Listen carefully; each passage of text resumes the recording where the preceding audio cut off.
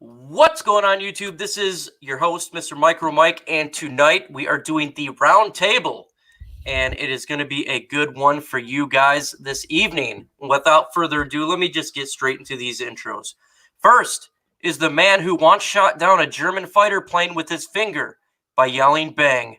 What up, though, Detroit Drew? Bang bang! I got the trap, man. Don't test By me. yelling bang. I'm I'm John Wick with the stick. Next is the man, if you spell his name in Scrabble, you win forever. What up, though, Luke G? What up, though, man? Get them high points up there, man. I'm the best name you can have. Oh, absolutely. Absolutely. Hey, Detroit Drew, can you do me a flavor and go ahead and do roll call? I would gladly do the flavor. If you guys have not already done so, please hit the like button. I know it's tough being a Lions fan. It's tough being a Detroit sports fan in general.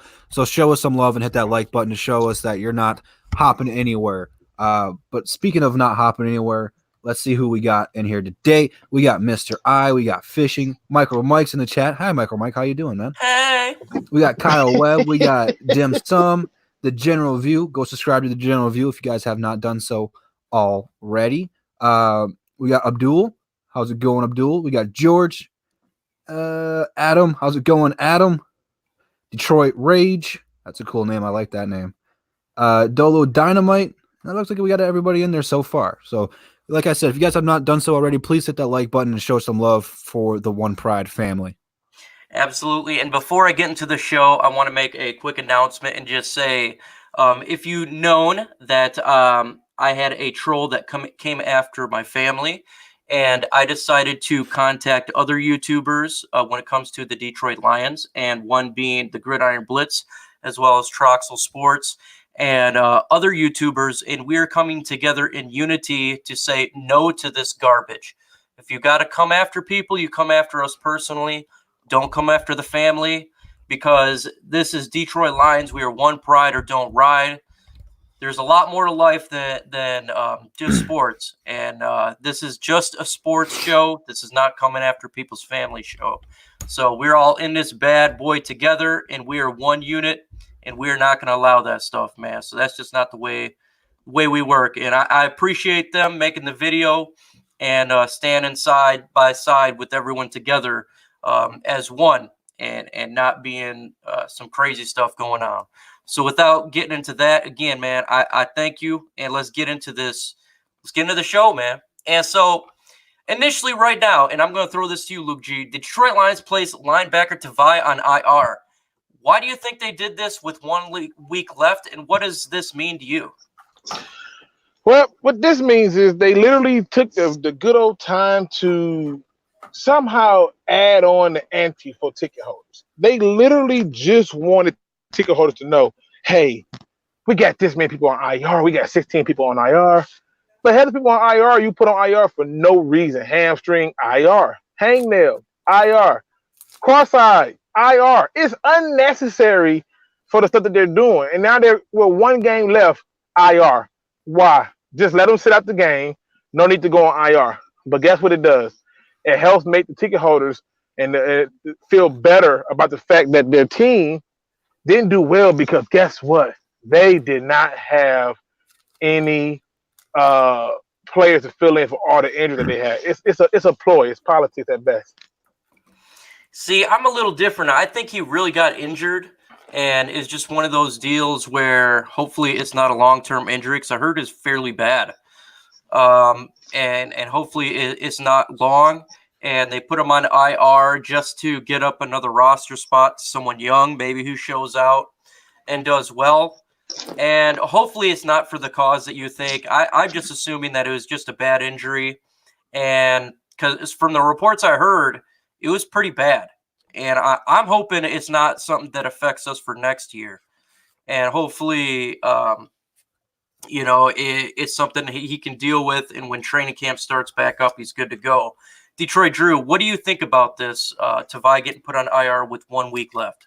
I'm not I'm not gonna doubt that he's hurt. In the NFL, you have to be tough to play, and I'm not gonna question his toughness. I believe he is really hurt. The thing I don't get is, why do you put him on IR? Because no matter who you're gonna bring up, I mean, they're not going to play. And if they do, it's going to be limited snaps. We're not going to see that much of them. I just let him sit out this game. I think putting him on an IR is a little bit extreme to me. But if he's hurt, he's not going to play anyway. So it really doesn't matter if he's not going to play. Might as well go ahead and bring up the extra guy in this case. It's not like the guy's going to play anyway. Who did we bring up?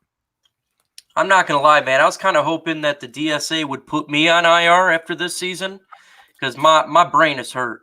It's been a long season.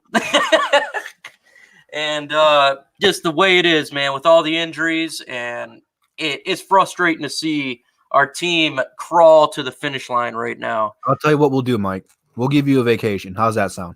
Oh, that sounds really, really good. Really good. Don't say I never do anything for you. Well, I appreciate that. Absolutely, man. So, look, yeah. You know what, Mike? I was reading Risky's comment. He says, you don't know that for sure. You're just assuming. But here's my thing to you. Even if he needs surgery, right? Let's say he needs season-ending surgery, hypothetically. The season is over Sunday. So what do you put them on IR to do? I mean, what is it really going to help you? What benefit do you get to put them on IR right now? This is not no assumption. This is just straight politics. It's like they was not putting Matthew Stafford on IR because they was under investigation. As soon as the investigation concluded, the fine was there. They was like, we gotta kind of keep that look that's not what happened. And then guess what? They finally did it once he got word that he was coming back. Come on, it's PR stuff. All I know is this: with one game left, if he's got season-ending surgery, you just say, okay, he's going to have season-ending surgery, and he's out. You don't got to put him on IR. Okay. Well, when you put someone IR, it opens up a spot, though, and so you can at least fill a body for 53. Okay, let's say we go with that. Who are you evaluating in this one game? Who? I am evaluating anyone that can walk at this point. Just put someone on the field because there's so many injuries. It's becoming ridiculous now when it comes to injuries.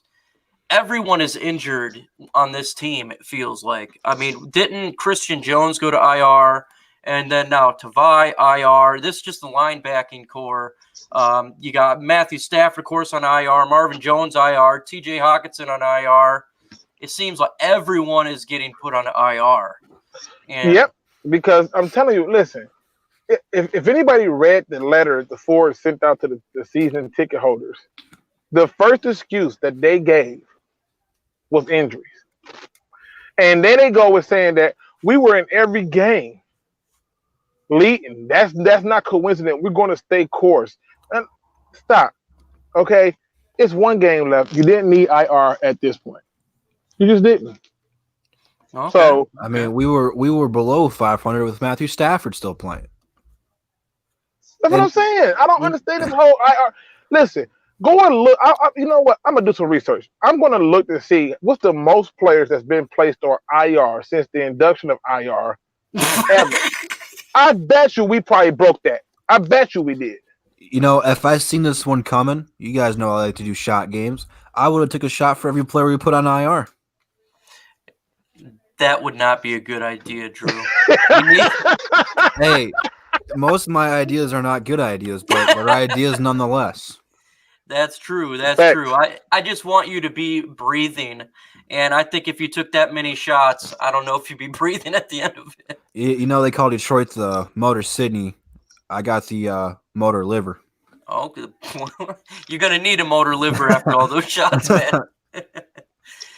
Now, here's another interesting question that I was talking to Luke about, and that's with Jared Davis. He's on his last year of his deal with the fifth-year option.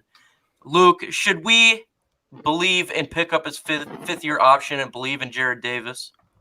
I think we should, but I don't think they will.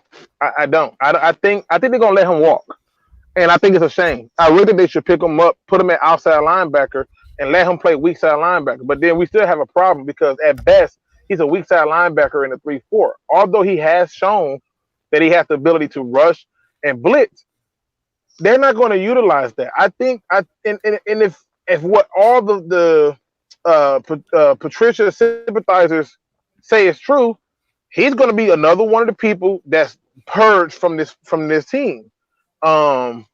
But I think they should pick up that 5th-year option. Because if you gave Patricia another year, surely you can give him more time too. So, but at the end of the day, I think they're gonna let him walk. I'm kind of don't know what to do here because I feel like he has a role if he played on the outside, but he's not an asset if he plays in the middle. And I'm afraid if they keep him for the 5th-year option, he'll be back in the middle. And I just don't feel like that's his role. He does not have the ability to really help out the defense in that role. I think he'd be better on the outside and rushing the passer most. And so I don't know what they're going to do here. This one's a quandary to me. And it's not a quandary Diggs. It's a quandary the fact that, like, what do you do?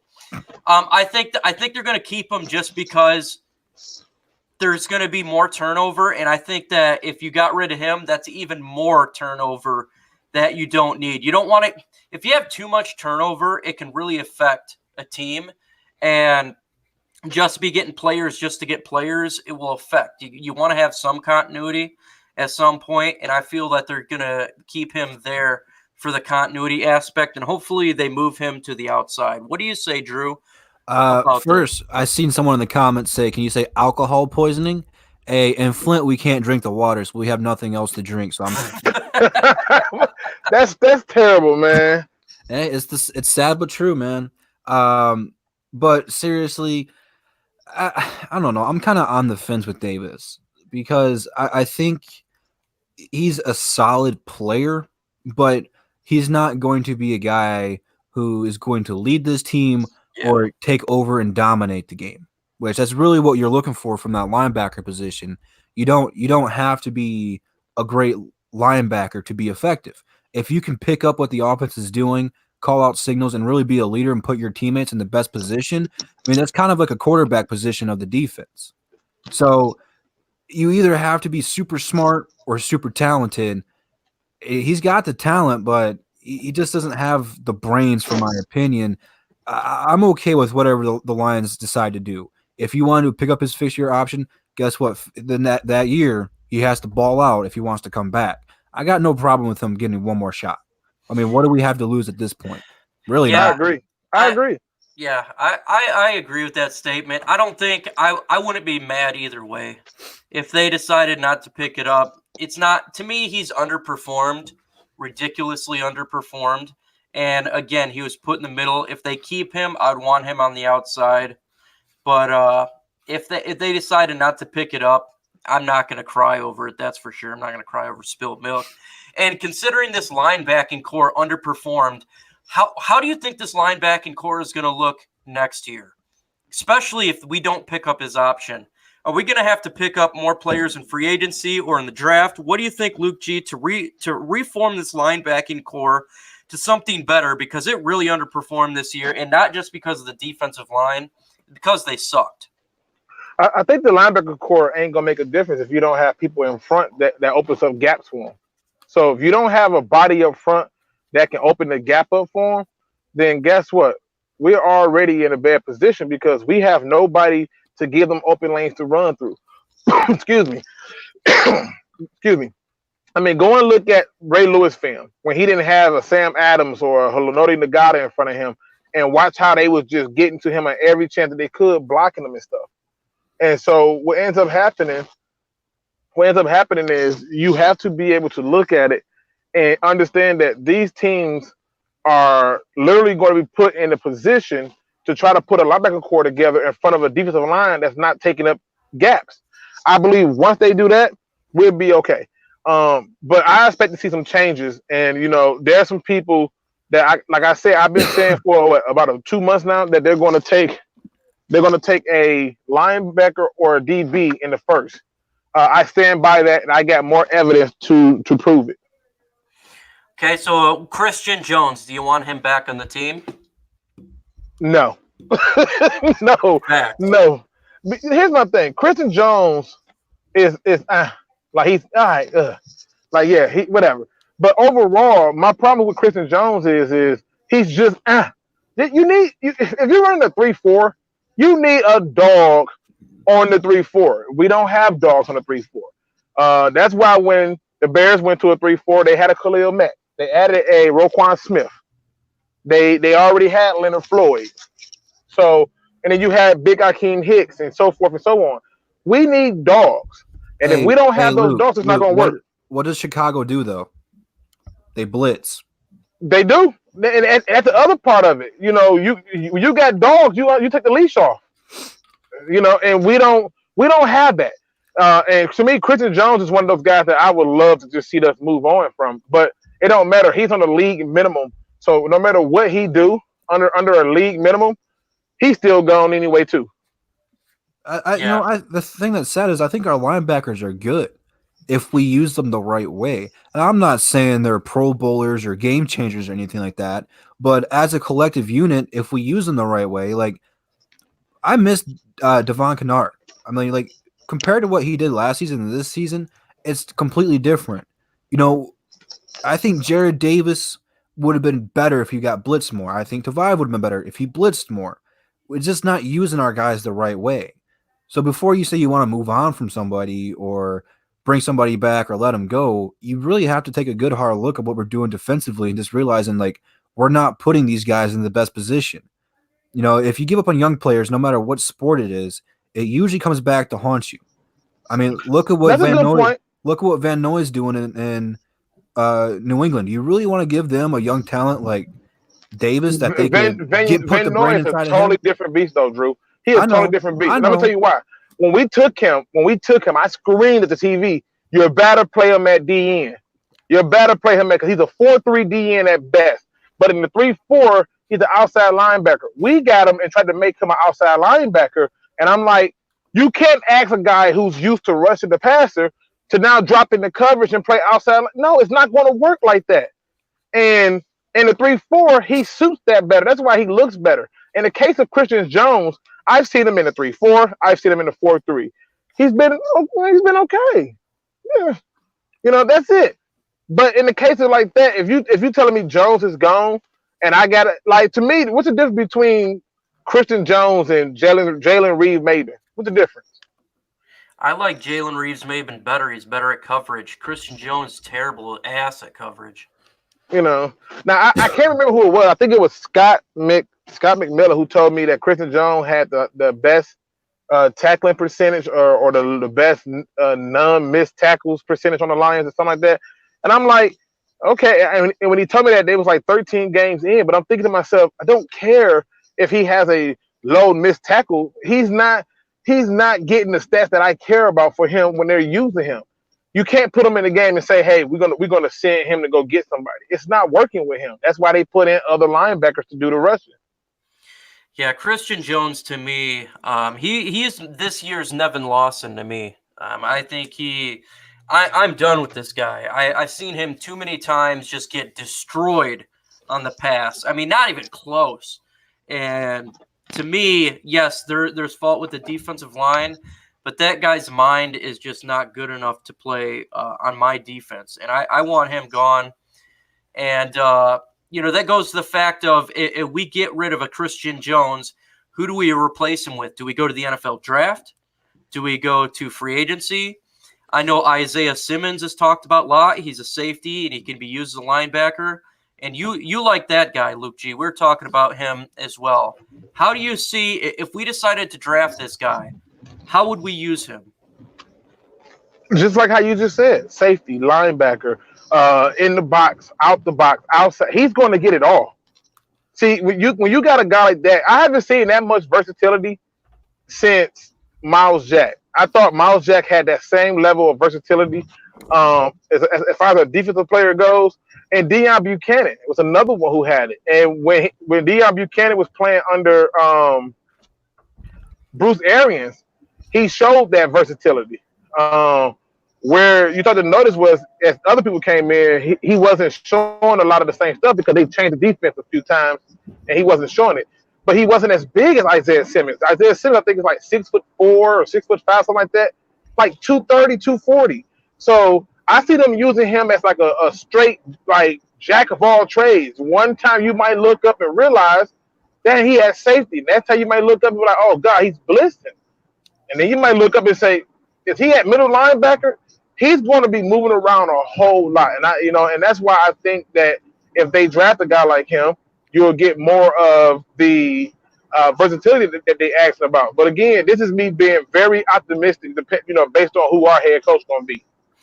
Everyone, Monterey Moore is in the house. If you ain't subscribed What up, to the though, channel, Mondo? yeah, man, subscribe to this guy's channel. He's Detroit through and through. He is Detroit blood, man. He's all about the city. He's all about everything that's Detroit, man. If you like Detroit, subscribe to his channel. Hey, hold on, Mondo, real quick, man. When I'm not live streaming the Pistons games, I need you to pick up the slack, man. Right. He like, I need somebody to jump in there. I see. I feel you.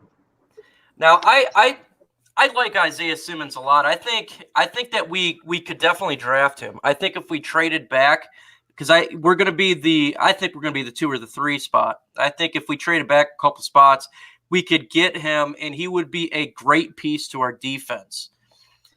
I don't think if you trade back, you get him. I just don't.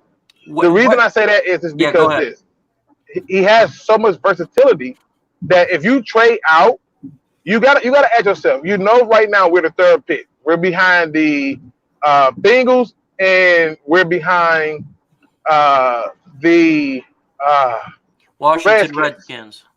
So Bengals taking quarterback. Redskins, I believe, is going to take offensive tackle, just like you believe that. All right, now we're at 3. If you don't take them right there, and you fall to like say 6, 7, somewhere around there, you ain't gonna get them because there's a lot of teams who need a linebacker, and there's a lot of teams who wouldn't have a problem trading up to get this guy because he brings that type of versatility. So I think if you're at 3, you're probably gonna end up taking them right there. See, now I disagree. I think if the quarterback went 1 and the left tackle went 2, which is very possible. I know a lot of Redskins fans think that's crazy, not go Chase Young, but they have a young quarterback and they need to get that tackle. If Chase Young is there at 3 and Tua is there and Herbert is there, I feel like you could trade back and there is plenty of talent on the board to push us back. If we wanted to go to 7, that he would be there at 7 because you're going to have teams that's going to want to get, if we decided not to go Chase Young, you'd have a lot of teams that want to get Chase Young or Tua or Herbert or even the wide receiver, the stud wide receiver from Alabama. I think there's so much talent there that those guys would go first for sure. In my opinion, man. What say you, Drew? Would you trade back if you could? If that's who you're going to get Isaiah Simmons. Do you take him at 2 or 3, or you trade back a couple and risk it?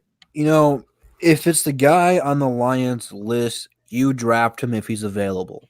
I don't care if he's projected to go 20th or 1st overall. Talk to him, Drew.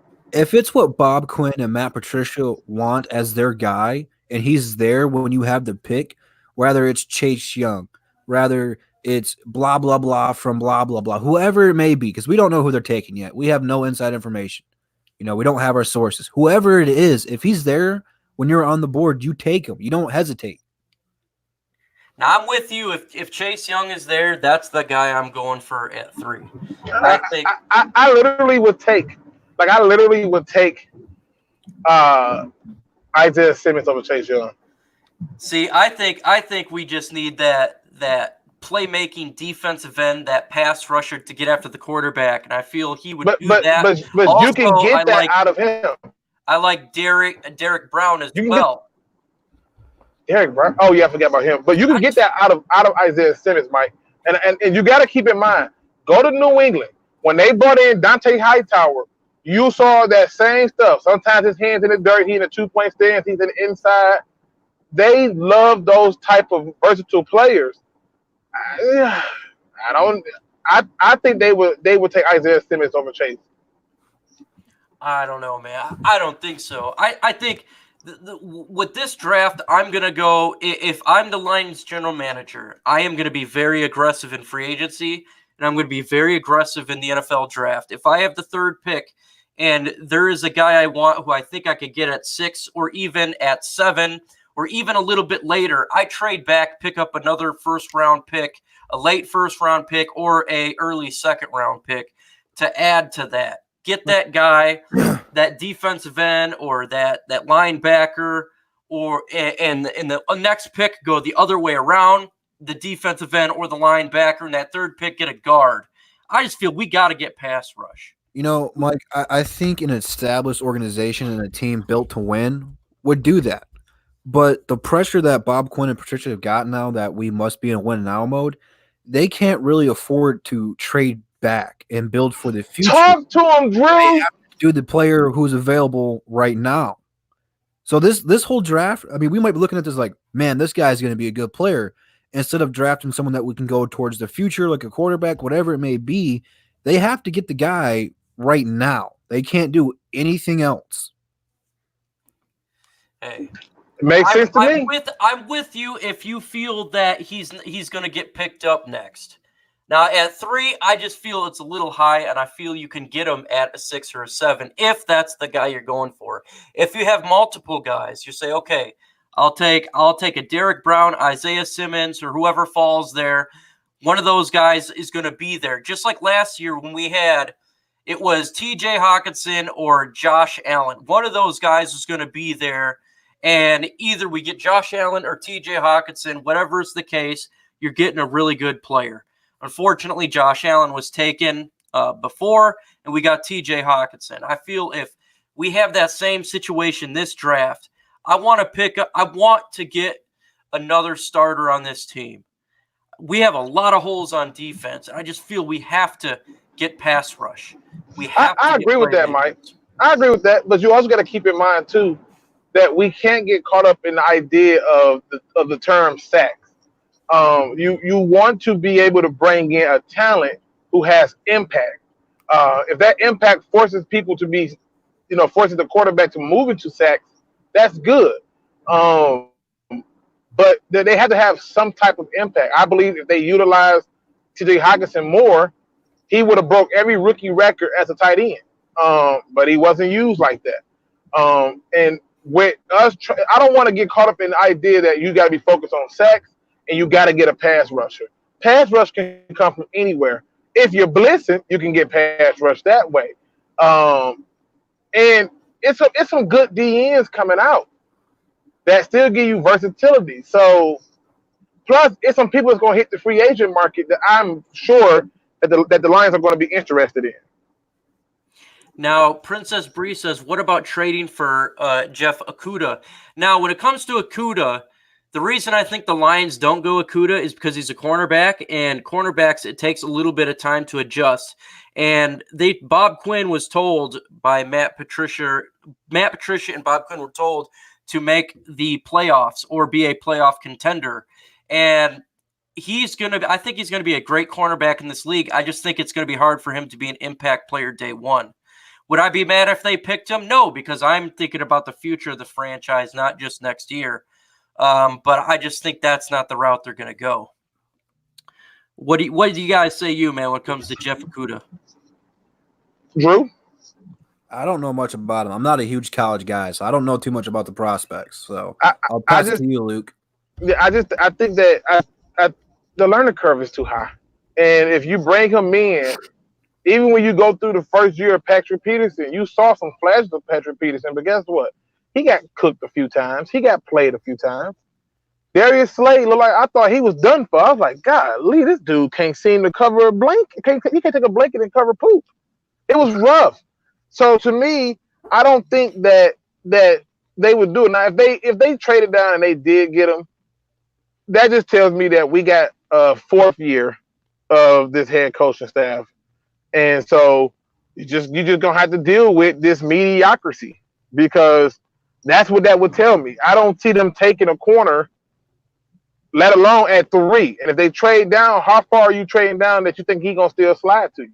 That's the other part of the equation. He's definitely going to be a top 10 pick. He's going to be a great player. Just going to take a little bit because it's a cornerback. It's a hard position to learn. Go Lions says Derek Brown is the pick starter from day one for years. I love Derek Brown. If they pick Derek Brown, I'm going to be very happy with that. He fills a need, and he is a beast of a player. He's very much a beast. He can get after the quarterback from the interior. He can stop the run. He is a day one starter. And that's that's why I think they're going to go with someone like him if they have a shot, because he's a day one starter. He's a plug and play. The more I do my research, the more I feel like y'all might be sad about it. Now, mind you, there's still time for me to be wrong, but the research shows that it's going to be a defensive back or a linebacker.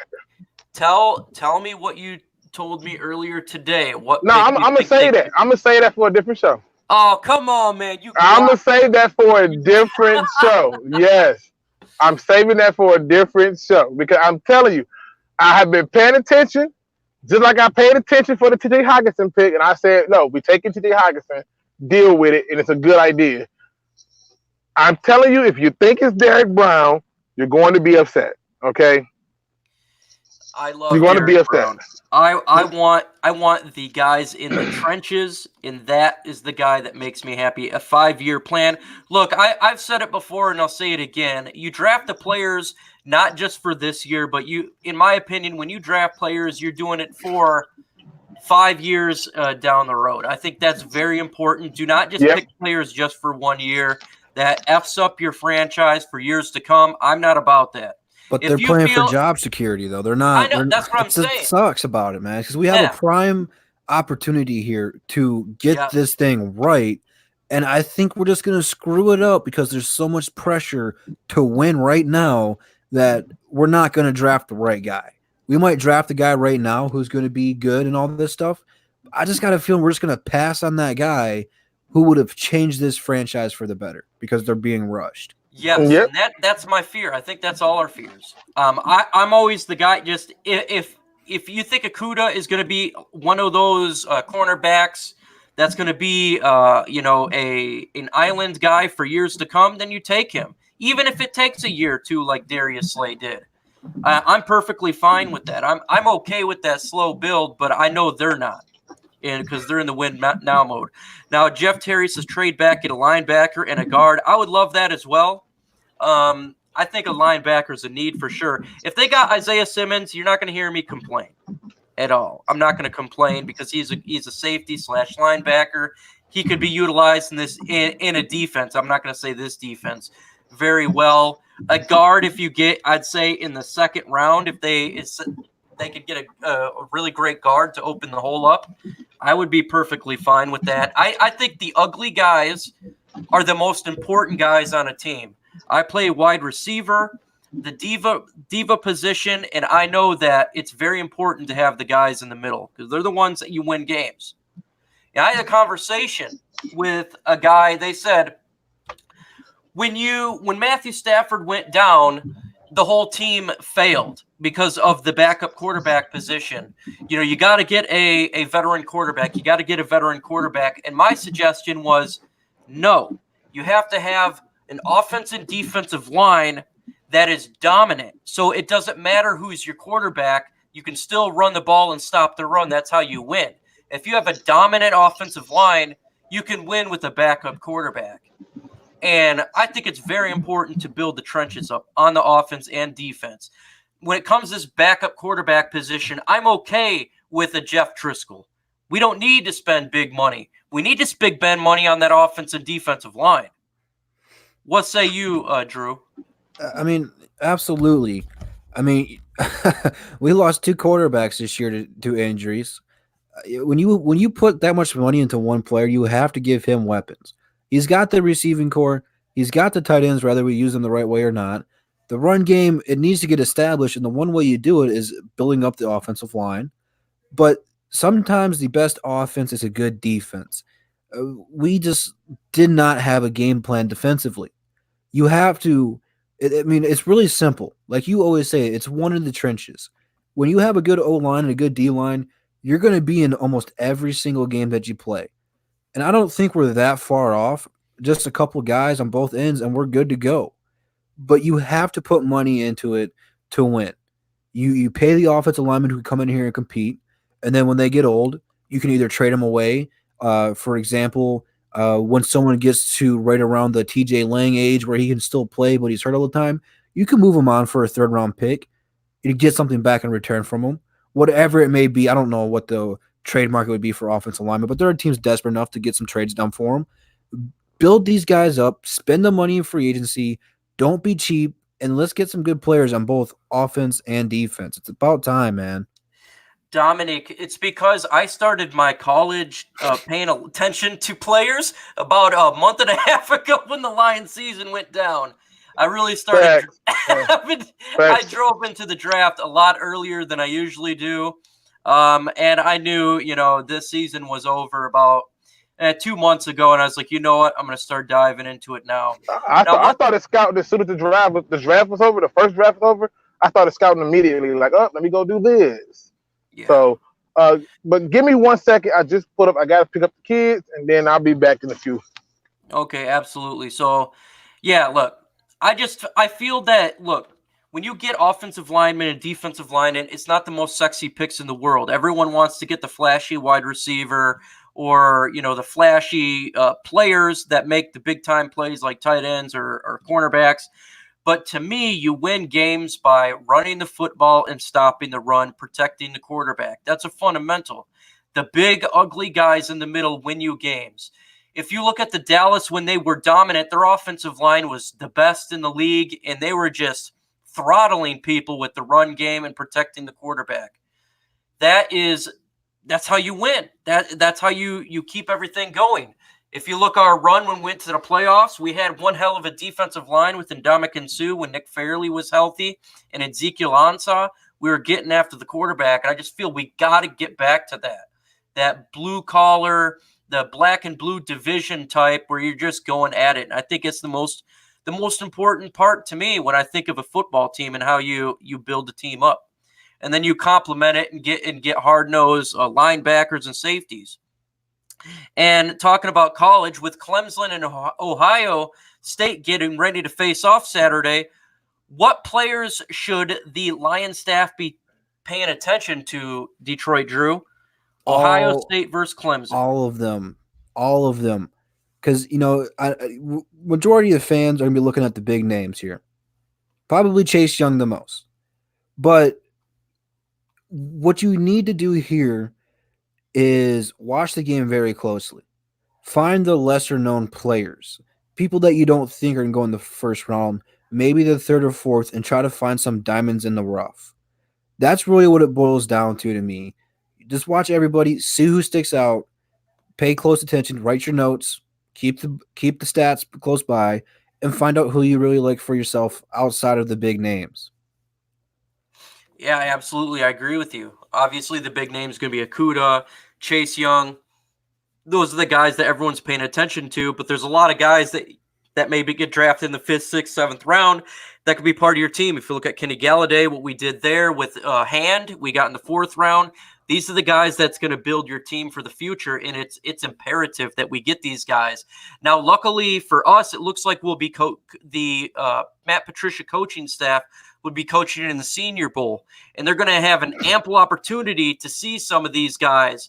Now, if you remember, Jim Schwartz did that years ago, and we actually had a really good draft when he coached that Senior Bowl. So hopefully this year our coaching staff is in there and gets to see one-on-one how players play, how they drive. Can we find diamonds in the rough right then and there to complement this team?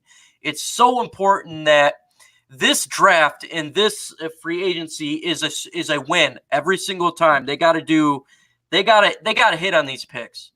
No doubt about it. They cannot screw up on these picks. This is a big draft. And any opportunity to find the guys in the 3rd, 4th, 5th, and 6th rounds that are going to be playing for your team, they got to do it. And it's going to be a difficult task. Bob Quinn and his scouts are really going to have to put out this offseason. It's very important they do that. Yeah, I'm going to be paying attention to that game on my phones because I will actually be on my way to Miami. So I will be unable to watch the game, but I will pay attention when I get back. I'll definitely look at some of the stuff that took place, and not just that game, but other bowl games that's going to be taking place. It's very important to pay attention to all that going on. Now, we've been talking about the draft. Let's talk about free agency. Signs point that the Lions are going to be aggressive this free agency. Who do you think they're going to target and why? Do you have any specific person you feel that they're going to target Detroit drew, or a position you feel they should target this free agency? I think outside of offensive line, we're pretty good offensively. I really want to see him put the money into the defense now. But at the same time, with everything that's been coming out from the Detroit Lions organization the last 2 years is, we got our guys last year. We got Coleman, we got Flowers. Those are really the two big free agent signings we got last year. And we got our guys. They were the people who the Lions wanted. Now, after having 2 consecutive years of the media, former players and current players talking bad about this organization, rather it's Patricia or what have you, you kind of got to wonder how is that going to affect our chances in free agency? Are we going to be able to repeat what we did last year and getting the guys that we want? Now, rather if they're going to work out or not, I can't tell you, but you have to get the guys that you want. That's the most important part of it. And like I just, it's going to be tough because if I was a free agent right now, why would I come here to Detroit after everything that I have heard? Now, if it's true or wrong, I wouldn't be able to tell you, but these guys are buddy. This isn't the 90s or the 80s or the early 2000s where people didn't like each other.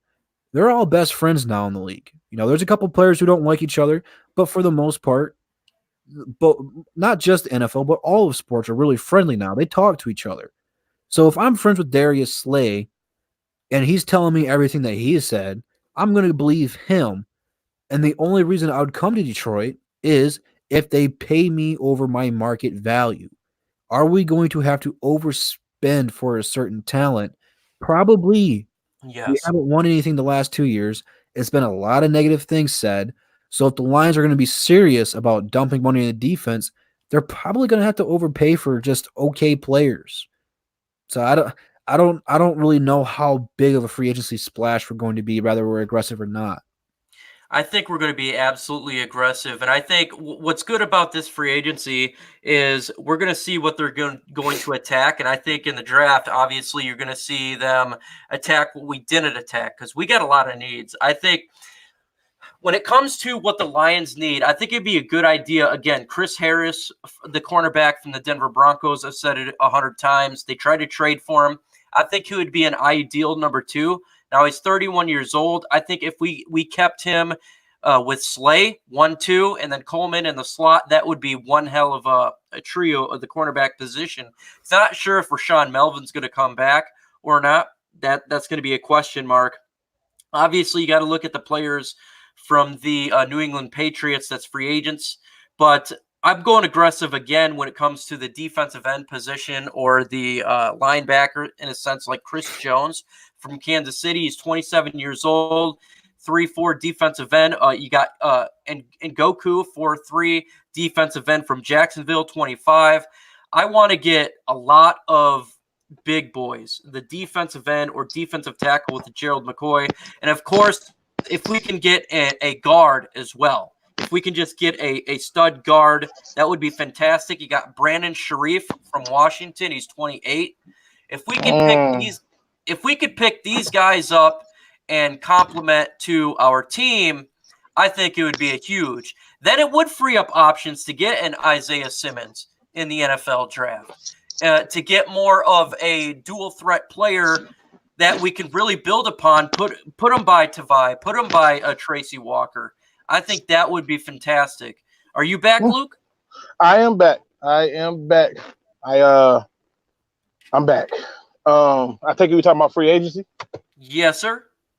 All right, so here's what I'm doing. I've been paying attention to some stuff, and I believe that the San Francisco 49ers will release Solomon Thomas. Ooh. Do not be surprised if he's a Detroit Lion. But they're going to have to use him the same way they will use Deshaun Hand. He would be better suited in the 3-tech. And if they can do that, I think that would be it. So I expect for them to go after another DN to play opposite of Trey Flowers. I do. And I think it's going to be Solomon Thomas. Just based on, I'm looking at it from the standpoint of that 3-4 defense, the different things that they want to do. I am in total belief that that is the route that they're going to take. And then in terms of other players to see them go after, I named them in my New England video. If they're cut or traded, they're going to pick them up. Ted Tunney, he's going to be a person on that list that they're going to keep a close eye on to come play guard for the Lions. And the last person that I really believe that if for some reason that this team gets stupid and let this dude hit the market, the full court press to get him, and that is Jamal Adams. If Jamal Adams, the safety, was that from the Jets, right? From the Jets, was going to get traded?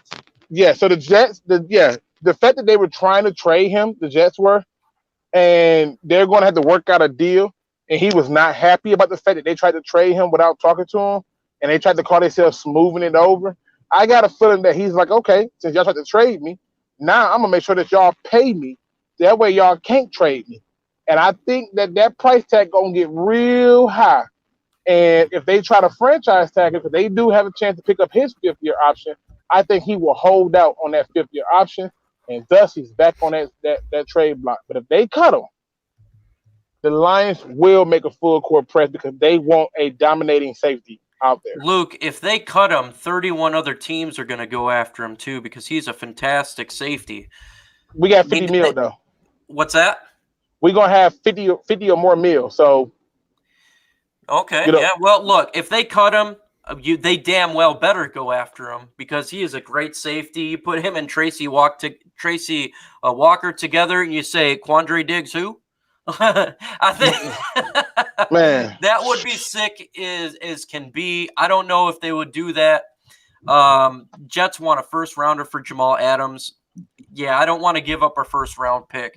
I don't think that was this year though. That was this year. But now his contract is going to run out and they got to make a decision on if they're going to pick up that fifth-year option or let him test free agency.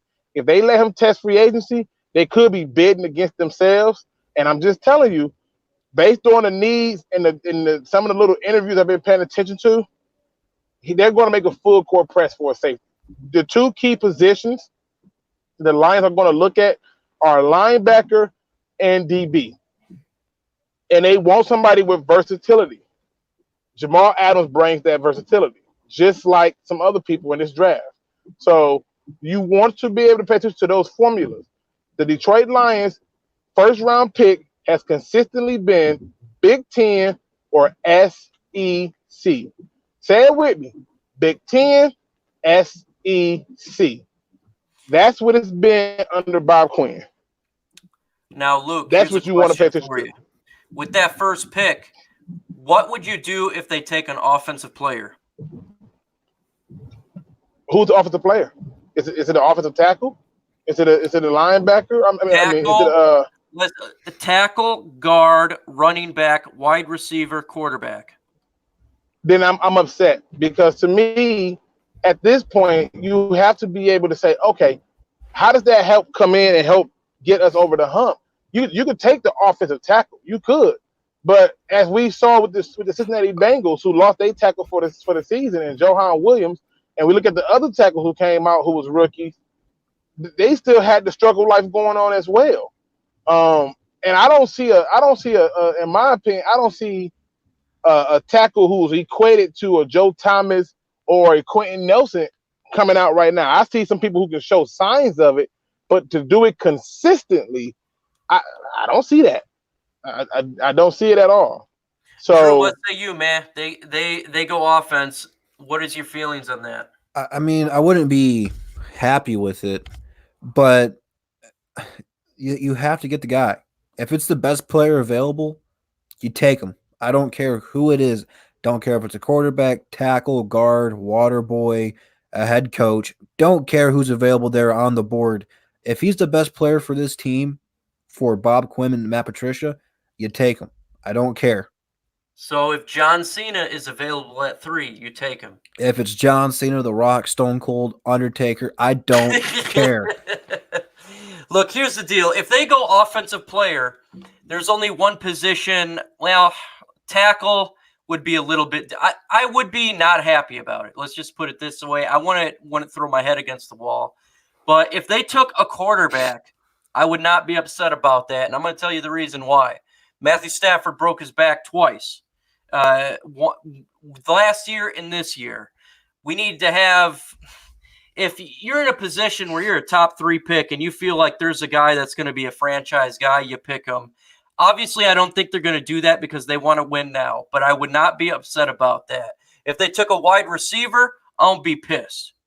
Even though Jerry Jeudy and DB is good wide receiver, we got wide receivers. And this guy wouldn't be on the field. I mean, if you look at like we got with Marvin Jones, you got Kenny Galladay, and you got Hall, who's just crushing it when he was on the field. Obviously, he's on IR, but the dude would be a 4th-string wide receiver immediately, and that would kind of piss me off. Jake Fromm, quarterback Jordan Love or Jake Fromm. Well, look, Jake Fromm's not going to be picked at 3. So if you're looking at a late first-round pick, he actually probably could get picked in the first round. Wait. That's his actual name? Yeah. Jake from State Farm? No, Jake Fromm. I'm calling him Jake from State Farm. That's his nickname for me now. There's a chance 4 quarterbacks go in this draft, and he would be the 4th one. I would say if he goes in the first round, it'd be late first round, maybe to like the Pittsburgh Steelers if they decide to think that Rudolph's not the guy or something like that. But it's possible. It's possible, but I would not be happy with left tackle just because I just feel we need the defense. I feel this defense has been negated. And we need to get a damn playmaker on there to make plays. And I want a good defense. I feel like you win championships with defenses. And if you look the last time our team was really good, we played the Dallas Cowboys. Our defense was 2nd best in the NFL. I loved it, man. Just watching our linebackers go, DeAndre Levy and Ndamukong Suh. I mean, we're having a great time, man. And I just feel like having that defense is very important to me. I feel we should need to protect Stafford. Yeah, I do too. I definitely do. But Mike, what you talk about is what I call the Lions paradox. This is why they are stuck in this whirlpool of mediocrity. When the defense is fired, offense sucks. Offense is fired, defense sucks. Look at this year by itself, okay? Just this year. Early on, the defense came out and performed okay. Not bad, okay, pretty good. And offense, nah. Then offense started taking off because they started to get used to the system. Defense hit the toilet button, just flush upon flush. That is the Detroit Lions mediocrity paradox. That's what they have to get out of and get away from. And that's why you see that there's never this consistency with the Lions. Either the offense is on fire and the defense is bad, or the defense is on fire and the offense is bad. We've never had the matchup both times. You are 100% correct. You first want to say to help Stafford, you don't get the O-line fixed, there's no Stafford. 100% correct. I just don't feel taking an offensive lineman with the 2nd or 3rd pick would be the big-time help that I could see. I could see us getting a guard. If we wanted to go guard in the 2nd round or jump back into the 1st round, I think that's the way to go. I think either way, what's the deal is Decker or Wagner. If Wagner's let go, Decker will get thrown to the right side, and maybe they pick up a tackle in free agency or the other way around. I feel we could get a lineman in the 2nd to 3rd round that could really help out. I just don't think taking that 1st pick is required to get that left tackle. Like Luke said, you don't think Anthony Thomas or whatever is the type of guy that's going to be like a Joe Thomas. So that's just my opinion there. Right. Just because the pick is so high. I mean, you're talking a 2nd or a 3rd round pick, 2nd to 3rd overall pick. That's got to be, you got to get a showstopper if you're staying there, in my opinion. You would think so. You would think that would be the approach, because the truth is this team has not had balance since 1991. That is what we must get back to. How do we end up in a rebuild at the 9-7 is beyond me. But we here, and it's unfortunate. And to me, I just look at it and I say the best way you can help your quarterback out is to run the ball. If they don't start running this ball, we ain't gonna have a quarterback. Okay, so now we're talking about running the football. We talked about guards. There's some running backs in free agency. There's some running backs in the NFL draft. Drew, should we add another running back, whether it be free agency, whether it be the NFL draft? What do you think about that? You know, I want to get a guy who can still play. I think right now we need a veteran running back. I think Mark Ingram would have been a good fit for us last season. If we can find that Mark Ingram type of player, now obviously Mark Ingram's a great running back, very underrated around the league. But I don't want to get a LeGarrette Blount or a CJ Anderson where they really don't do anything for us. There's a fine line between getting a good veteran and a veteran who only gets you 2 yards per carry. I just need someone who can help at times, not every game, but lead us in carries and give Carry-On a load restriction. And then other times when Carry-On's feeling good, Carry-On will get it or whatever it may be. But we really need to get this 1-2 punch going. Even though Ezekiel Elliott has been one of the best backs in the league, they've done a good job of getting secondary backs like Alfred Morris to help pick up the slack at times. Don't forget Tony Pollard.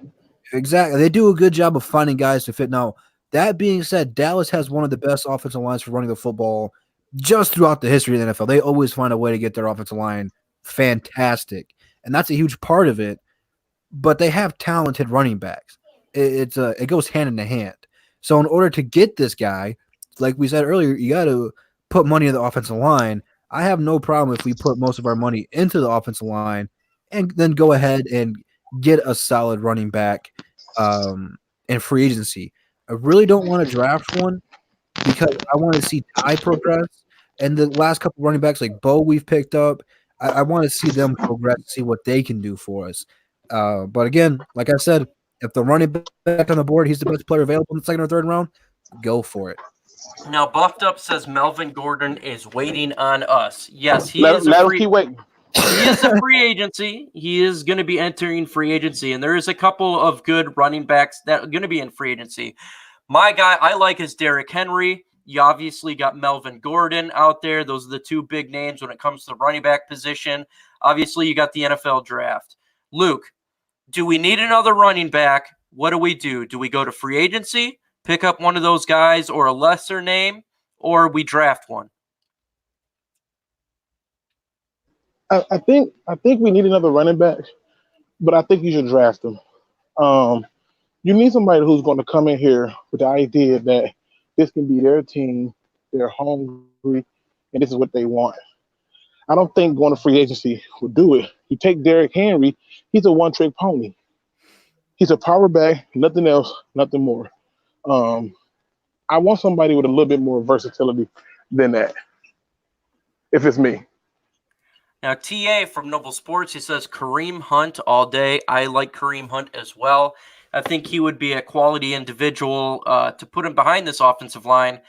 The reason I like the big boy, the reason I like the powerhouse when it comes to Derrick Henry is I like power. I like strength. I like wearing a defense down.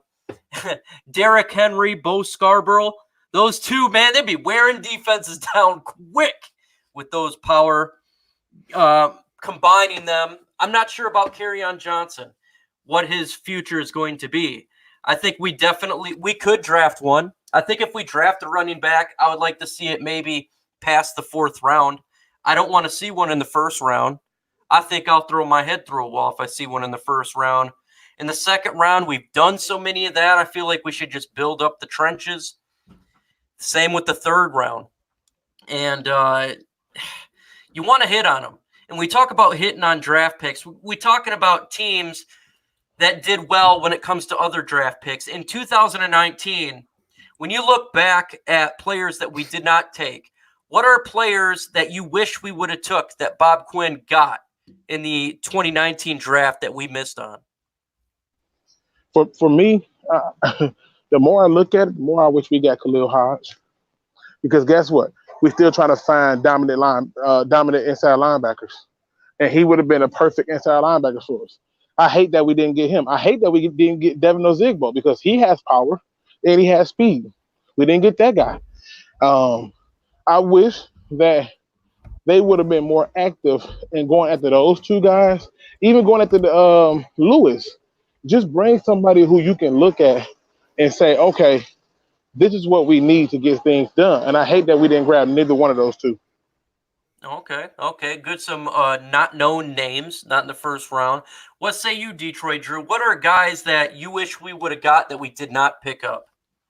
I mean, it's kind of early to do this for me. I like doing these things 4, maybe 5 years down the road when they're established in the league, because we don't know how good TJ Hawkinson's going to be. We don't know how good Tavai is going to be.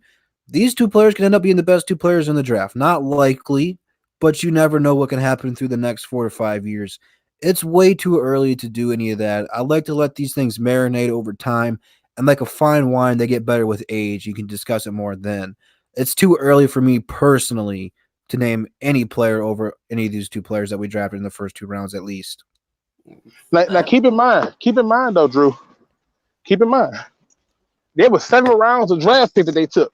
Yeah, I know. They took PJ Johnson in the 7th, Isaac Nanta in the 7th. You could have got those 2 dudes in the 7th round. I'm not even talking about the first 2. I'm just talking about we needed more linebackers. And you had a chance to take 2 linebackers this draft. I thought they would, but they didn't. Well, I guess if you count Bryant, but still. If you look at this team, they had opportunities in round 6 and 7. And in the 7th round, they took Isaac Nata, Brown. Who am I forgetting? Oh, and then they also, after the draft ended, they went out and undrafted free agents. You could have got both of them dudes. You didn't get none of them. So I'm just looking at those guys who I know, if given opportunity, will perform. What about Chase Winovich? Yeah, that would have been a good one. Yes, Yeah. I think I thought that would be a good pick as well to get Chase Winovich. I think that would have been really cool having him and Tavai. That would be really really good to have. I think he would have been great for this team. Yeah, you just got to look at it and say there are 7 rounds. In 7 rounds, who else could we have had that would have did a better? Put it like this: they just put, for whatever reason that they just made up, they just put our number 2 linebacker, our number 2 draft pick linebacker on IR. If we had Khalil Hodge, I don't care what league you in, nobody gets over 400 tackles by accident. That's not an accidental thing. Mm-hmm. That doesn't just happen. Devin Ozigbo was the first 1,000-yard rusher in Nebraska. In how many years? And how many people from that offensive line was drafted? 1? If 1? These are the little things that I look at and I just go, wow. I wish they would have took a shot at the guy from the Valdosta State. I'm drawing a blank with his name right now. It's gonna come to me in a second. But when you escorting receivers off the field, I'm impressed with you. So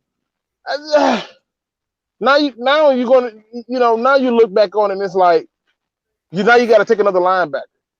You could have got all those guys this draft. Yeah, linebacker, and it's hurting us too. But what also help out linebacker is that defensive line. How are we going to attack this defensive line? Are we just going to start with it in free agency or just go all draft? Because this thing needs to get cured. Right now, the defensive line is just destroying us. It's so damn bad. It's not working. Should we attack this defensive line in free agency and then turn around and attack it again in the draft? Take a high defensive end in free agency as well as a high defensive end in the draft? Should we do defensive tackles? What's your solution, Luke, when we look at this? How are we going to attack this thing? It needs to be a collective effort, free agency and draft. Because what needs to happen is you need to be able to not only attack it the way it should be attacked, but you need to be able to get the players that's going to come in and help. We're in panic mode right now. You know, it's like you ever be somewhere or you ever see a movie and they scream out fire or something like that, and everybody just start running around, or you see the cartoons where everybody's doing something crazy. That's where we are right now. Because right now we have people who are literally fighting for their jobs, not just the management, not just coaching, players. Because they know if this team head coach leave and that general manager leave, they're going to. And so to me, you need to get people who can not only play in this system, but adapt to any other coach that we bring in here system, because we will have a new head coach. Should we scrap the 3-4? Go 4-3? What? I want them to. I want them to, because to me, we don't have the dogs for a 3-4. And to me, this is one of the major reasons why I don't want Chase Young. You're going to bring Chase Young in here and do the same thing the Texans did to Jadeveon Clowney before they realized, yeah, we probably should let him put his hand in the dirt. You can't do this. If you're not going to run a 4-3, don't pick up no Chase Young, because he's a 4-3 DN.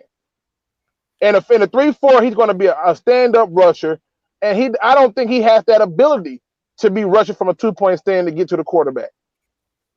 So, I personally think we should be a 4-3 team. Drew, scrap it? Yes, 100%. I'm not a huge fan of the 3-4. I don't like it. I've always been a 4-3 guy. I think that fits the mold of a Detroit defense better. You can be a little bit more aggressive and be a little bit more dominant on the line. It's just a big boy defense, and I like it. It screams Detroit to me. We got Mr. I here. He's wanting to get a shout out. He is the newest member of Detroit Lions YouTubers. He just started to finally do some Lions content, and we are one pride where we definitely support all Detroit Lions YouTubers, Detroit YouTubers as well. That's what it's about. It's one pride. We all get together and talk Detroit sports. So if you want to hear some more Detroit Lions YouTubers, make sure you subscribe to Mr. I, as he's in it. He is getting this bad boy out. It's a long ride, but it's fun. Anyone else besides me thinks Stafford can still be a really good quarterback if the Lions can get him a good talent to play with? Everyone agrees with you. We've seen what life without Matthew Stafford is. That life sucks. That life is like hanging from a tree. It is terrible. Stafford can definitely elevate this team and get this offense. We were a top 5 offense with Matthew Stafford. Darrell Bevell had a lot to do with that as well, because I think he did, given the circumstances with Blau and Driscoll, he did fairly well. But again, Matthew Stafford definitely, if he can stay healthy, will be a great for us. And that's the thing. Can he stay healthy? Yeah, I'm reading Don Burr's post. I think it's funny. So the two posts that he said that got my attention was, let it go, Luke. It's a reason why he's out of the league. No, it's not. Kurt Warner didn't get a shot. Then when he got a shot, he won a Super Bowl. Okay, you want me to keep going? Warren Moon. We can go down the list. Arian Foster. Snacks Harrison. You think because a person is out of football that it's because they wasn't any good? No. Sometimes it ain't got nothing to do with if they're good or not. It's just that they don't. Sometimes people just feel like, okay, if this didn't happen, I'm gonna be an average Joe and just work a regular job. I talked to people like Khalil Hines, and Khalil Hines ain't out of football because he's not good. That's not what's going on.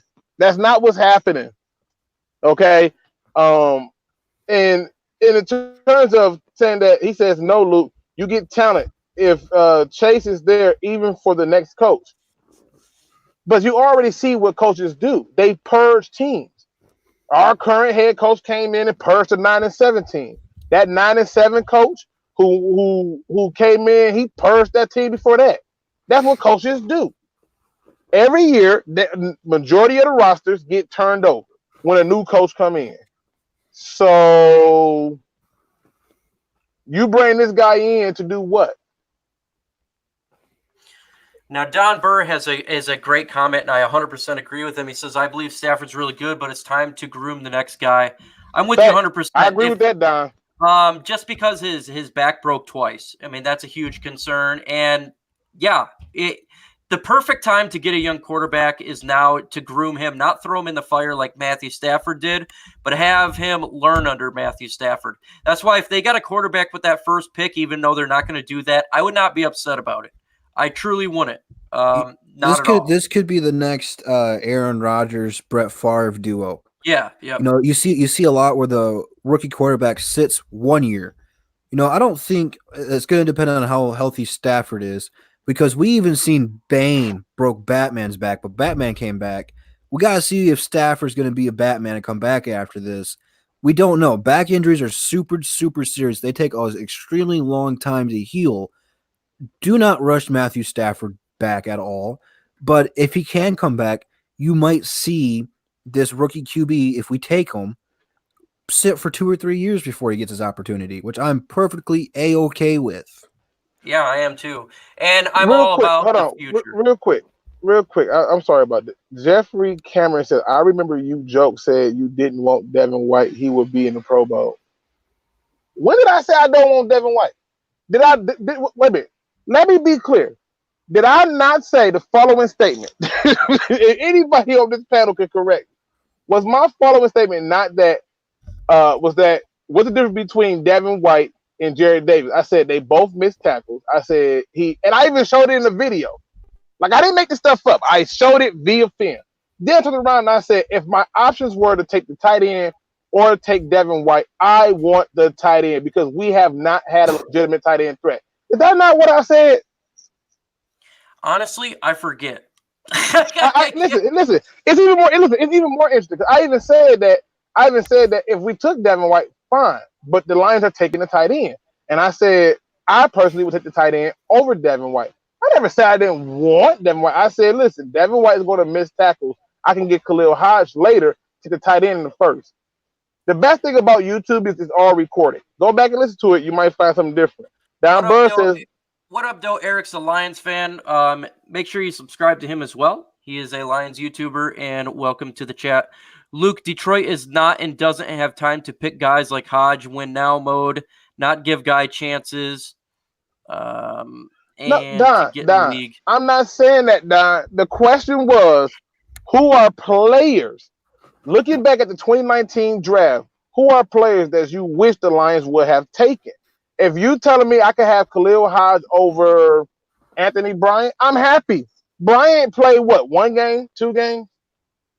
You telling me I could have had Devin Ozigbo, the running back, over Isaac Nada or PJ Johnson? Yes, I'm taking that. PJ Johnson was cut at the preseason, and Isaac Nada been cut so many times. I'm surprised he keep coming back.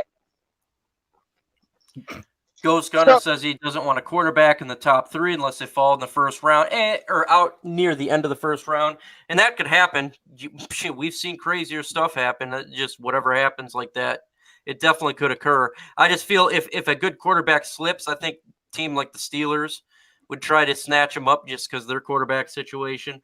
Snack was picked up as a free agent. Yes, he was. You said he cannot tackle. I'm not sure. I'm just going through these quick. My sweet Jesus. Go ahead and explain yourself. I just go through these quick. I don't even got to explain it. He says, yes, you was. You said he cannot tackle. I'm a Bucks fan.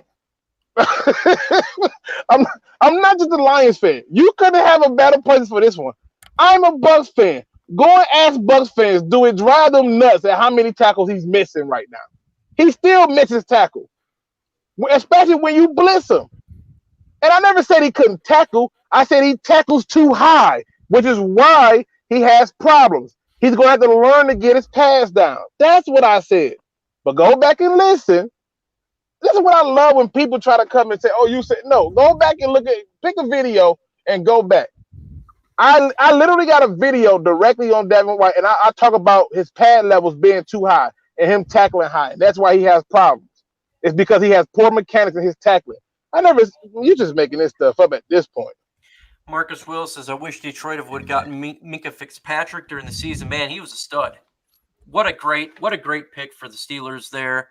Don Burr successfully got Luke on tilt. Okay, why is he in the Pro Bowl? 2 words, fellas. Jordan Love. Okay, he likes Jordan Love. likes Jordan Love. Yeah, I'm hearing that name come up quite often these days. Jordan Love. And I know people love it. So I'm not shocked that's the route. And again, we're talking about Pro Bowls. I see he asked why he's in the Pro Bowl. Why is Slay in the Pro Bowl? You want to talk about the Pro Bowl? So we put stock in Pro Bowls now. You telling me Slay a Pro Bowler? Come on, man.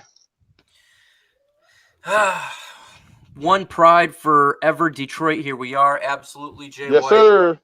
And here's another thing we're talking about. This we haven't talked about it. We talked about it last offseason a lot. And it looks like a surefire thing that it's going to happen. That the Lions are going to be on Hard Knocks. It seems like it's going to happen this year. Jesus, please. I'm praying that we not. Big deal. They got the little Hard Knocks things for their YouTube channel anyway.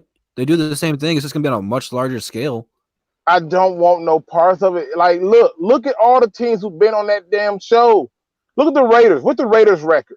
They're a playoff contender. Yes, playoff contender. You know who else is a playoff contender and made the playoffs on that show? And they had underwhelming success in the playoffs? The Jets. They were the only successful one out of all of them. Everybody else was just eh. Well, Cleveland went 0-16 the year before and won 8 games.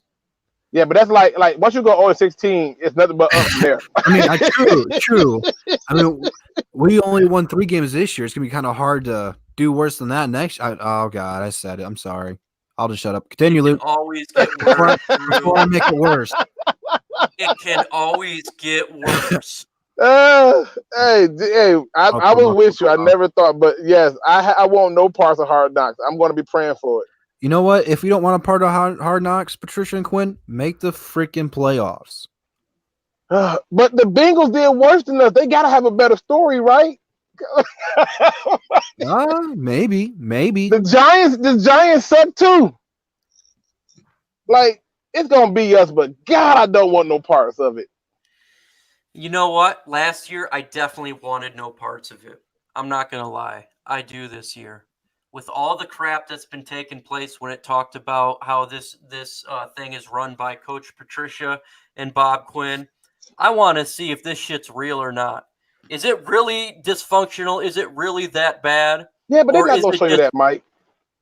They show a lot on Hard Knocks. They show, but it's handpicked though. It's just like reality TV. They don't show when people are all kumbaya and happy. They just show the drama feel stuff. When the Cleveland Browns were in there, it was not kumbaya. They did some bad stuff on there. I remember when I forgot the Colts traded for a cornerback, and they had his trade on there, and the guy's like, "I got to call my grandma." They show some stuff on there, man. They show some stuff. But I think I kind of want to see what this is about, because we've heard a lot about it. It's going to be boring, though. I mean, who wants to hear Patricia and Bob Quinn talk? Like, outside of the Lions. Right. They're not going to give you no entertainment, man. It's going to be literally no conversation. So, I'm a Matthew Stafford fan, but it's not like he's a super outspoken player. We don't really have any big, like, outspoken players. The thing that made the Raiders huge last year in Oakland, they had Antonio Brown, who's their head coach, a heavily outspoken one who used to do Corona commercials. I don't know what I'm talking about. Corona? Corona? I do it, kid. But they had, my point being is they had several players and coaches and just overall people on the show that you didn't know what they were going to say. I mean, till this day, I can still go, knock on one if you're with me. And you're going to do it because you just listen to that. What's Patricia going to do? Everyone's just going to walk around with a pencil in their ear. It's not really entertaining to me. I think Goal Line make a good point when he says that this team already cursed. What is Hard Knocks going to do? Double up on that curse? 1.5 wins. 1 win with a tie. The double of the curse. I think it'd be interesting because I want to see what is taking place, because you hear things that Matt Patricia is real strict behind the curtains and all the stuff going on with people running up the hill and stuff. I'm very curious, man. I'm curious because it's been a crazy crazy season this year, and I want to know what is going on. Is it as bad as what people say it is? Is it that bad, or is it not that bad? Is he some sort of dictator, or are these guys just complaining and whining like divas? So that's my opinion. I think at the end of the day, it's not going to matter. I think they're going to get picked for it. I think they're definitely going to get picked for it this year. I want to see it because I really don't have a whole lot of hopes going into this season. And it would give me something to do before week 5 comes out and we're already out of the playoff picture. That's true. That's true. It'll be interesting, man. It definitely will. I think it would be fun to see, even though it may hurt us. It may hurt us a little bit when it comes to you don't want teams on there because it hurts them. But at the end of the day, I don't think we're going to have a great year next year. That's just in my personal opinion. I don't think we're going to have a giant winning year or anything like that. So I'd like to see what's taking place. So with that, guys, it is your time to run the show. Ask us any question. If you want to ask us one-on-one, that's fine. If you want to ask us three, shoot us a question. If you've not hit that like button, please smash it. Please do so. It will help us out. It'll help the One Pride out. This show is for you. It's for all Detroit fans. We don't get talked about in the legacy media, so we do it for you because we love our team, even though we suck, and we suck absolutely trash bad. It's important that we continue to talk about it because we're fans. Eric Lions fan says, I want to know from the panel, is if Patricia gets fired and no playoff next season, does Stafford demand a trade? I think Stafford would not demand a trade. If he loves this city for whatever reason, he has been through hell and a lot. I don't think he'll demand a trade. I think if it goes hell in a handbasket, we get a new regime. I think the Lions next year would draft their quarterback of the future. I do believe so. And I think if they draft the quarterback of the future, you want to keep Stafford on until his contract so they can learn behind the vet, just like Alex Smith did with Patrick Mahomes, Brett Favre did with Aaron Rodgers. That's the really way you want to go when you get a young quarterback. It's the best way. What say you, Drew? It's tough because I don't know what this organization's game plan is. I would like to say they would fire Matt Patricia. At this point, I don't know. But you're exactly right. Stafford's not the kind of guy who's going to demand a trade, rather if he should or shouldn't. I think that he has an opportunity to retire a Lion, rather if the fan base or the organization wants that. That's up to them. But for the Matt Patricia thing, I don't know because I don't know what Bob Quinn and Martha Ford got lined up. So I don't know to that one. Okay. Luke, what do you see? Do you see if it goes south this year, the regime gets canned, does Stafford demand a trade? Nope, he's just gonna retire. He'll be another good player added to the list of players who said, nope, I'm done. I've given it all I can give to this team. I've gotten this in return. I'll pass. Nope. He'll flat out just say, forget it. That's my belief. Luke, defensive coordinator. Who should be our defensive coordinator this coming year? Who's the guy that you're keeping an eye on? Are we 3-4 or 4-3? I like the 4-3 a little bit better. If we're 4-3, then Dan Quinn. If we're 3-4, Rex Ryan. Okay. I can't think of nobody when I go through and I look at it. Dan Quinn's defense on the Seattle Seahawks was unbelievable. Unbelievable how he was able to take the talent that he had and get them in position. Rex Ryan, same thing. And they come with attitudes.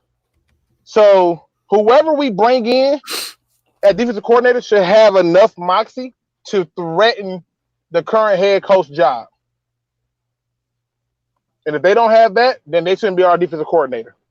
Here is a good question for you, Drew. What round do you think the Lions will get a cornerback? And do you have a cornerback on your mind? Like I said, I'm not too high on all the prospects because I don't watch a ton of college. I usually watch a little bit of Michigan and Michigan State here and there, but I'm not a huge college guy. But I think unless they trade out of top 10 in the first round, they won't take one in the first round. Be looking for the second, third, and fourth round if they are going to take one. If they decide to go Jeffrey Okuda in round 1, they could do that. I don't think that's going to be the case, though. There maybe Trevon Diggs from Alabama falls into the second round. We got a high second round pick, or a CJ Henderson from Florida. I think that's possible. If they maybe in the third round, or if they traded in later in the second round, you can get like a Cameron Dantzler. He's 6'2", 185. So I think they would like to get the bigger corners, and I think that's something you kind of look forward to. But I could see them doing it second or third round. But I see a lot of trades back into the round. So I think that they may have 2 first-round picks this year and trade back into the first round. I think that's very possible. Mike, So let me ask you this, Mike.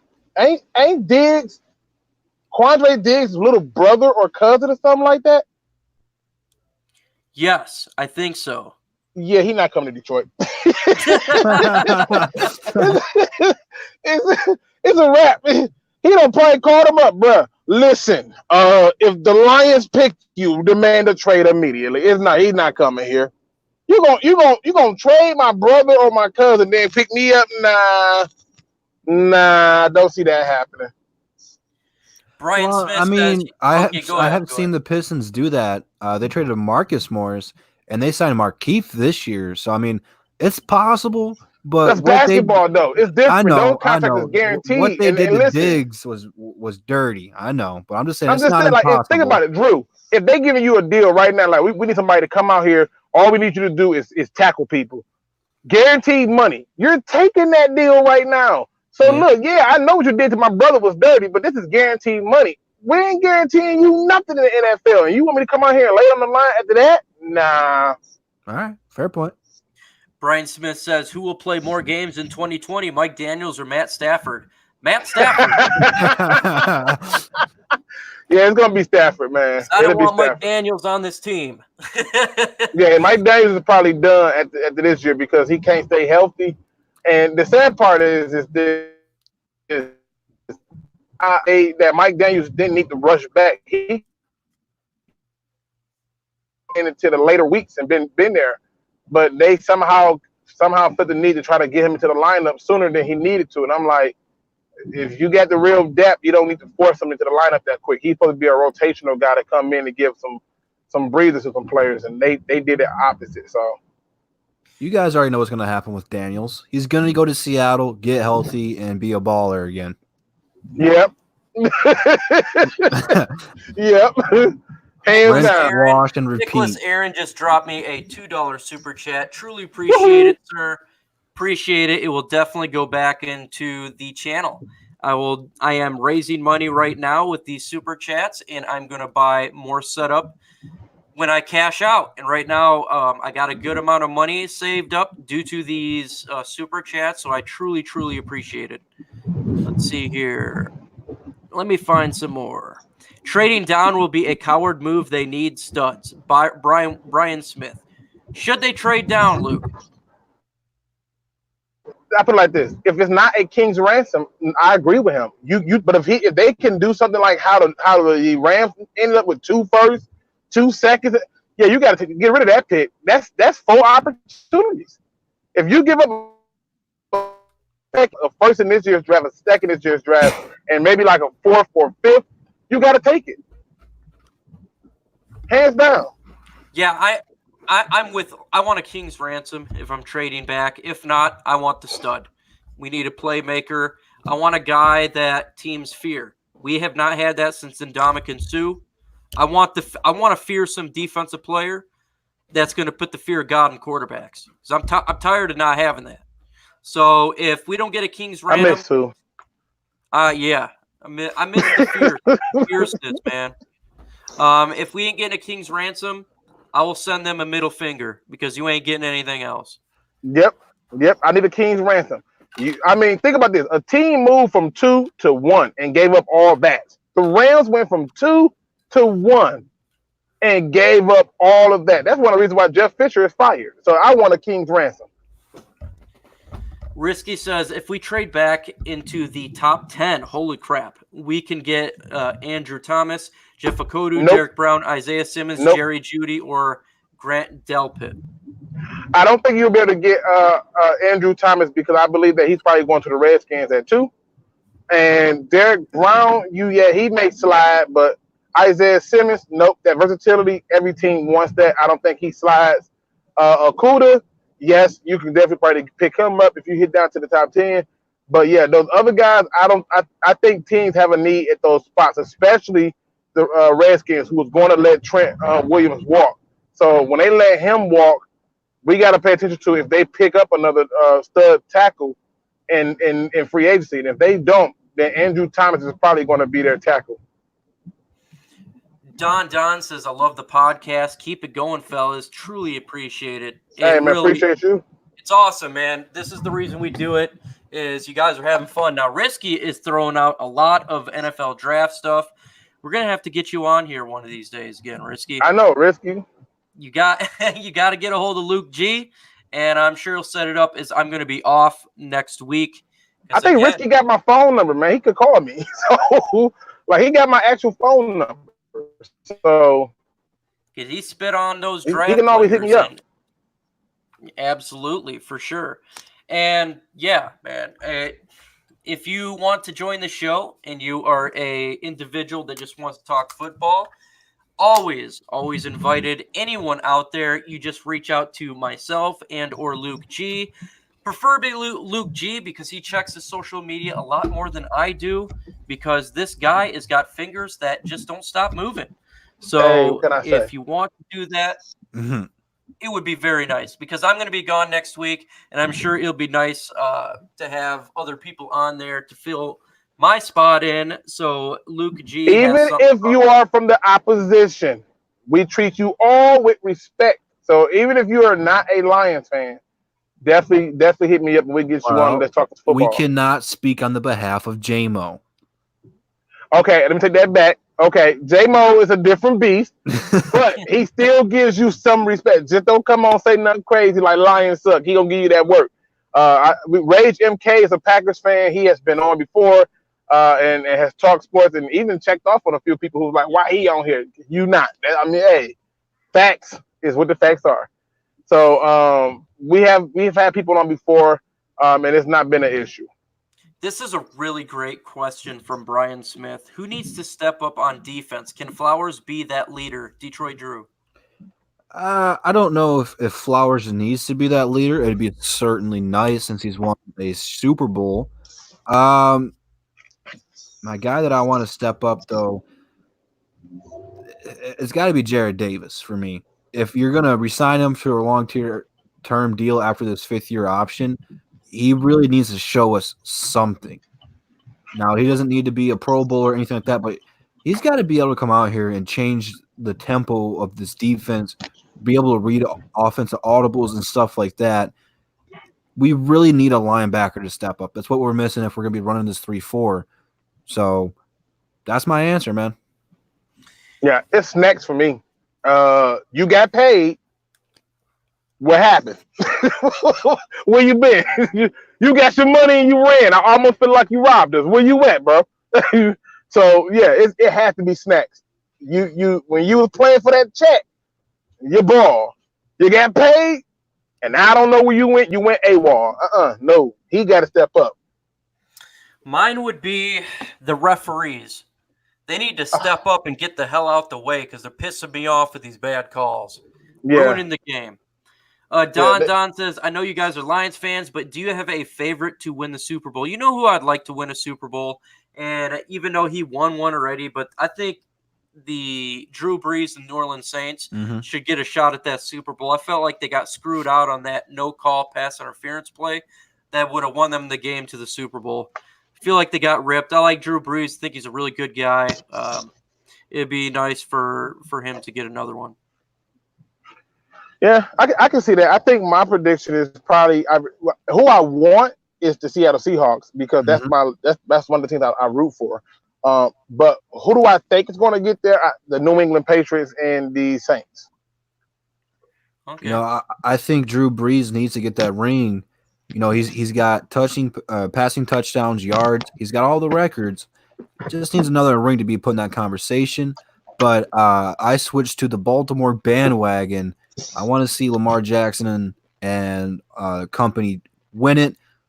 But I also want to see the Seattle Seahawks. I want to see the Super Bowl of the Birds. Okay. Now go Lions. Slay will be traded. D Jam come here on board is set. D Brown first, linebacker or a offensive line second. Follow the third with the lineman, linebacker, cornerback fourth. I like that. Go Lions. I am with you. I think that would be I'm not sure they're going to trade Slay now. After that, you have to make the playoffs. Even though I think it'd probably be the best for the team, but yeah, what you're saying there. Would be absolutely a good draft if it went that way, and for sure. Well, folks, we've been on for an hour and 40 minutes, and Luke G's got to take care of kids. He just told me that. So, Yes, sir. without further ado, we're going to do final thoughts and let this man take care of his kids and let Drew get some sleep. He needs it for his Pistons as they are not doing well. Hey, they're up 22 right now. Holy shit. Well, I know. I spoke too early. What do you got to say, Detroit Drew? For me and DSA this Saturday, we got something different for you on Above the Rim. We won't be talking so much just basketball. This is going to be an interesting show. We are going to be playing Detroit trivia. It's got basketball, hockey, NFL, baseball, and a little bit of boxing stuff thrown there. It's all Detroit sports based. So it's open up to the DSA members first. But if we don't get a full panel there, because I'm going to be the host, I will not be playing, I need you guys to hit me up on Instagram or Twitter to get on, and there will be a prize for the winner. So that's what we're doing for Above the Rim. We'll have to wait and see, man. We'll have to wait and see. I'm winning. All right. I got all the answers. Make no mistake. I'm about that life. I'm winning it. I just want to put it out there. Hey, I'm trusting you not to use Google. You cannot trust Luke G at all. For sure. He's definitely going to be Googling that answers. Everyone knows that's what he does. Luke G, hey, we got to say to the folks. Hey, first of all, I just want to say, hey, appreciate y'all for coming to rock with us, man. We really appreciate it. Also at 9 p.m. Eastern Standard, I will be on Tom Garassi's channel. He's a Green Bay Packers. We're going to be talking a little bit of the NFC North, the Detroit Lions, his thoughts on this head coach stand and different things like that. So make sure you tune in over there. And I might need a little Lion backup, so be sure to tune in over there with me in case some of them Packer fans get a little too rowdy. But it's always, I like to end the show on a positive note. Doesn't sound too positive. Nike, no, because what it is this. Nike has a great slogan. They say, just do it. Everything that you put off for tomorrow, for a week, for a month from now, just do it and do it now. Procrastination does nothing but hinder you from being the best you that you can be. So simply just do it.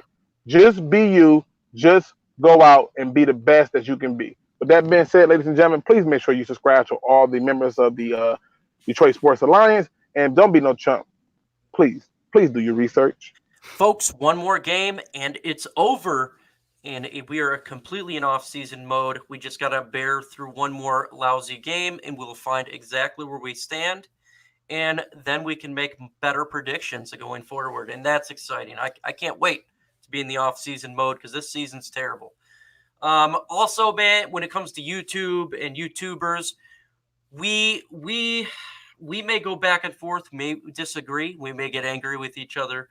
We may be going at it, but we never cross a line when it comes to family or anything like that. We have respect for each other in that sense, and we communicate because there's a lot more to life than Detroit Lions football and football in general. We're all human beings. We all got family. It's one pride. We are all in this together. We are all Lions fans, and we want one goal, just to win. That's all we want. And we got to do it respectively. And if you got something to say about us, just contact us. Let us know. If you got an issue, that's perfectly fine. Just don't bring family involved in it. Just leave it at that and move forward. Also, next week, I'm not going to be here. I am going to be in the Bahamas, Haiti, Mexico, all over the damn place near the equator because I am going on a cruise. I may be able to do a live stream. I have no idea. I will have my cell phone with me. I don't know how the reception is going to be. If you don't hear from me for a week, I didn't quit YouTube. It's because I'm on vacation. I will make a video tomorrow, and you may not hear from me for 8 days after that. So with that said, folks, I hope you guys had a Merry Christmas, a great holiday. Hope you guys have a great New Year's. Don't get too drunk. Don't drink and drive. And again, get ready for off-season mode. With that said, folks, adios.